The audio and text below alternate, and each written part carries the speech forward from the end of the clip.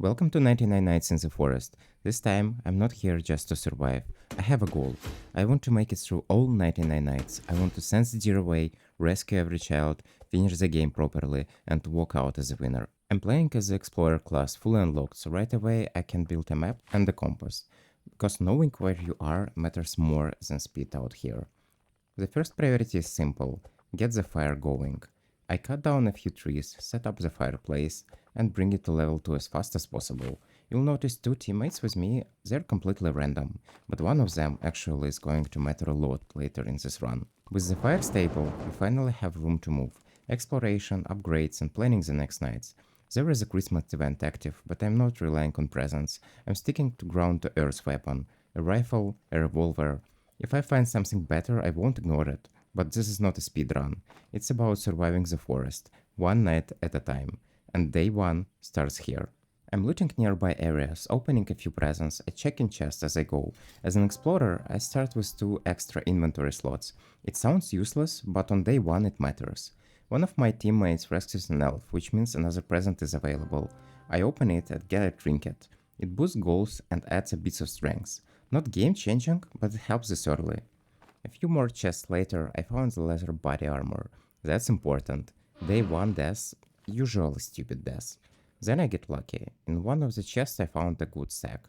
My inventory jumps to 17 slots, and that's changed how the day ends. I can carry everything back in one trip. I bring the loot to the campfire, chop some wood, and lock in a stable start. Nothing flashy, just a clean foundation. And that's a day 1. Day 2 starts with progress already happening. The first missing child is rescued. One of my teammates handles it. It's not difficult this early, and with limited space, I stick to my priorities. There is a time for rescues later. I focus on looting nearby areas and bringing everything back to camp. At the crafting station, I upgrade the bench to level 2. That unlocks something important: a regular bed.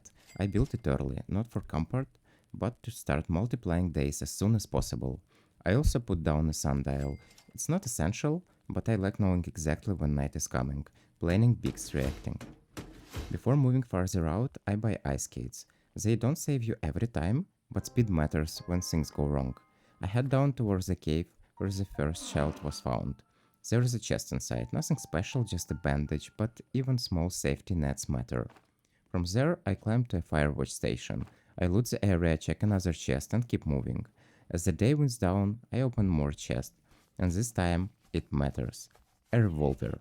That's the first real weapon of the run, and it ends up becoming one of my primary guns for this survival. I finish the day the same way it started, looting, carrying everything back, and setting up for what comes next. Day 2 is locked in. By day 5, I stop counting every single night. One thing catches my attention.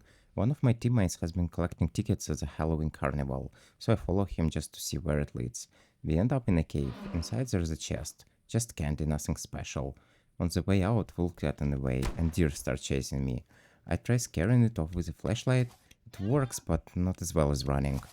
Deeper inside, we find the coffin. This is where the real loot is. I take a seize from a reaper, and my teammate grabs a vampire coat. A seize gives me a strong melee option. I'm still a gun first player, but having it in the inventory feels right. Before all of this though, something important happens. In one of the chests earlier, I find a rifle, and that changed the run. From this point on, the rifle becomes my primary weapon, reliable, clean, and perfect for controlling fights. By day 8, things slow down again, mostly looting. At the Santa's North Pole village, I notice my teammate trying to take down the mammoths. I jump in to help. We kill it and hold back a lot of meat. Fresh steaks at camp are never a bad thing. When we return, the camp gets attacked. But by now, we are ready.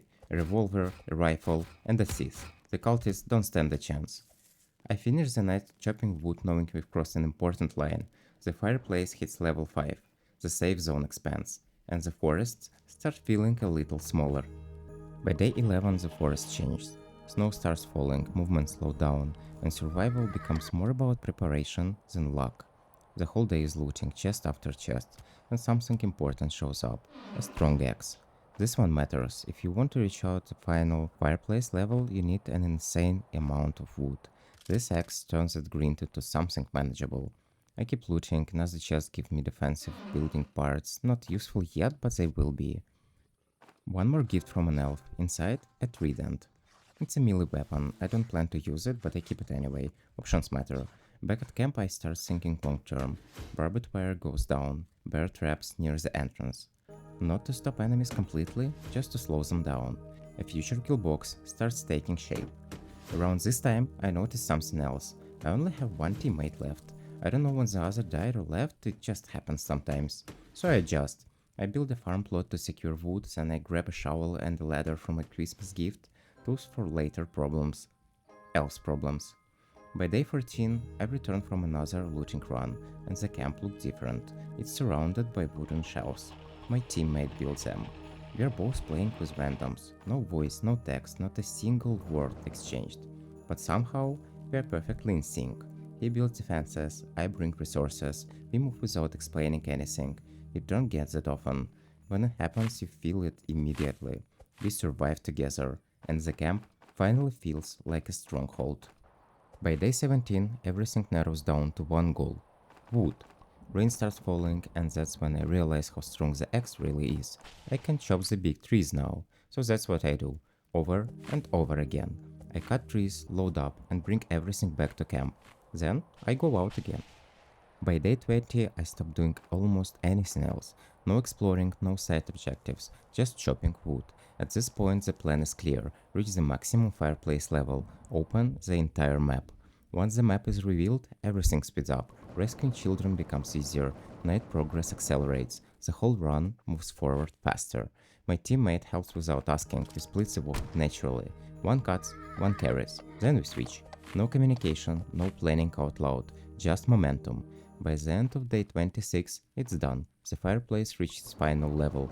The entire map opened up. From here on, the forest has nowhere left to hide. Day 29 is the first real test of the full map. I move out without much experience on the scale, and it shows immediately. I walk straight into a trap. The kind that snaps you up and leaves you hanging upside down from a tree. Not dangerous on its own, but a reminder. The forest is bigger now, and mistakes get punished faster. I keep moving. I come across a church with a chest inside. With a rifle and a revolver, it's not much of a challenge. Inside, another rifle, I don't need it. Looting continues, fools show up, they go down quickly. Most chests give gold, but one of them matters. Iron body armor, more defense, more margin for error. A few presents later, nothing special. Nice axe that's weaker than mine, another melee weapon I already have. Then I spot an elf stuck high up in a tree. I still have the ladder blueprint with me, so I can help him right away. The decision pays off. Inside the present, I find a peppermint pelter. This one is powerful, and from this point on, my loadout is complete. A rifle, a revolver, and the peppermint pelter. The base gets attacked again, but now it barely registers. Fully armed, fully prepared. Around the same time, my teammate rescues another missing child. That's when it clicks. With the full map open and the right weapons in hand, it's time to shift focus. No more preparation, no more delay. I grab a poster for a missing squid kid. Day 32 starts with the search. Day 32 starts with the rescue. The missing kid is held in a cave, guarded by two bears. At this point, that's not a problem. I take the key, open the way in, and get the kid out. Inside the cave, there's also a chest with another giant sack. I already have one, so I leave it behind. No delay. I grab the next poster right away. The koala kid, the last one. This time, I don't rush. I wait through the night to avoid provoking the deer. Near the end of the night, I move into the cave early, just to save time. That cave is heavily defended. 6 big bears, fully equipped, fully prepared, they don't stop me. I take the silver key and open a ruby chest. Inside, Sauron body armor, heavy, reliable, exactly what you want for the endgame. The last kid goes into the sack. The bears leave behind a lot of meat which I collect for a camp. When I return, every missing child is rescued. From now on, days advance 6 at a time. That's a massive boost. The pace changed immediately. A bit of housekeeping, some wood chopping, a few looting runs. At this point, I'm not looking for upgrades anymore. I already have everything I need. By day 43, I get a warning that the camp will be attacked at night, so I head back early. The cultists don't put much of a fight. It feels routine now. I unload a large stockpile of oil barrels. The camp won't go out anytime soon. I upgrade the crafting bench to level 3, build a better bed to increase the day multiplier again. From here on, the focus shifts to the base, stakes go up, defense tighten. By day 50, survival isn't the question anymore, control is. By day 50, the run is already deep into control. I finish an elf ice case race and open the reward. Inside, an extreme kit.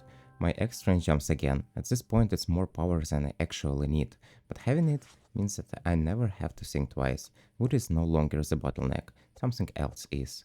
I want to craft more advanced upgrades, and for that I need scrap. So around day 57, I head out specifically to look for it. This also gives me a chance to expose the very edge of the map. I come across a large building packed with cultists and oil barrels. They go down quickly, I collect the scrap and head back. Then I go out again. This time, I find a tall structure, some kind of tower surrounded by cultists. It looks important even if I don't fully understand its purpose yet. Same outcome, cultist clear, more scrap collected. By now, I have enough materials to craft almost everything I want. Returning to base feels routine. Another attack, another cleanup. During the night of day 64, I make a big upgrade. The crafting bench goes to level 4. I also craft a giant bed, another multiplier. From here, days start and fly by. By the time day 72 rolls around, the run isn't about survival anymore, it's about finishing strong. By day 72, nothing really threatens the run anymore. I head out for looting, but there are no surprises, no pressure, just maintenance. Around day 80, I decided to experiment a bit. I craft a cooking pot just to see how it works, make some stew, not because I need it, but because I can. I also built a lightning rod, another layer of protection. At this point, the base is prepared for everything. More chests, more routine. By day 88, I rescue another elf and open the present. Inside, a snowball cannon. It's another weapon, I don't really need it, but I keep it anyway. By day 96, I visit a rotating furniture shop. I buy everything rare. Not for survival, just for atmosphere. I go back and decorate the base. The place finally looks lived in. Now it's just counting days. The forest is quiet, the camp is secure. We are heading toward day 99.